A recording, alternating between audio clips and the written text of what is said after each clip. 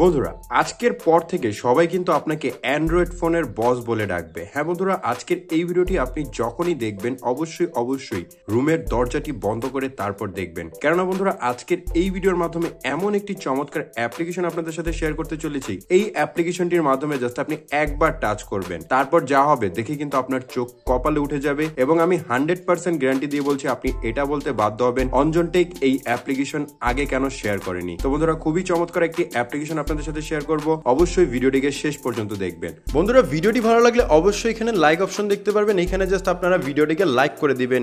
তো শুরুতেই আমরা কি করব, অ্যাপ্লিকেশনটিকে ওপেন করব। ওপেন করার পরে এখান থেকে আমরা পেয়ে যাব এডিট ফটো। আমরা এই এডিট ফটোর উপর ক্লিক করে নিব। আপনারা এখান থেকে কি করবেন, যে কোনো একটি নর্মাল ফটোকে সিলেক্ট করে নেবেন।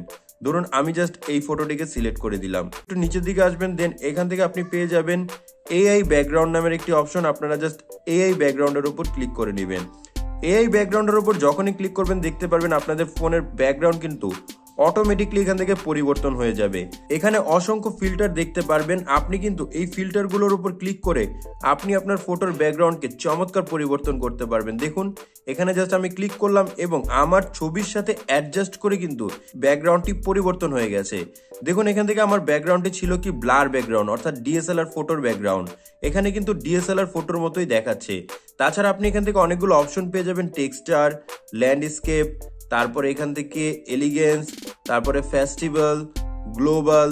তো এই অ্যাপ্লিকেশনের বিশেষ ফিচারটা কি, আপনি যদি কাস্টমসে ক্লিক করেন তাহলে এখানে আপনি যা লিখবেন আপনার ফটো কিন্তু ঠিক সেরকম পরিবর্তন হবে। তো আমি এখান থেকে জাস্ট ডিপ সি লিখে দিলাম। ডিপ সি লিখে দেওয়ার পর আমি নেক্সট অপশনে ক্লিক করে নিব। নেক্সট অপশনে ক্লিক করার সাথে সাথে দেখতে পারবেন খুবই চমৎকার ভাবে এখানে সমুদ্রের যে বিষয়টি আছে সেটা কিন্তু এখান থেকে দেখাচ্ছে। এখন কথা হচ্ছে এই ফটোটিকে আপনি কিভাবে সেভ করবেন। সেভ করার জন্য জাস্ট টিক মার্কে ক্লিক করুন।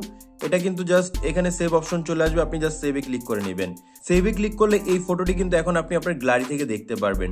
তো চলুন এই চমৎকার অ্যাপ্লিকেশনটির নাম কি, কোথা থেকে ডাউনলোড করতে হয় দেখে নিই। প্রথমত আপনাদের এই অ্যাপ্লিকেশনটিকে ডাউনলোড করার জন্য চলে যেতে হবে প্লে স্টোরে।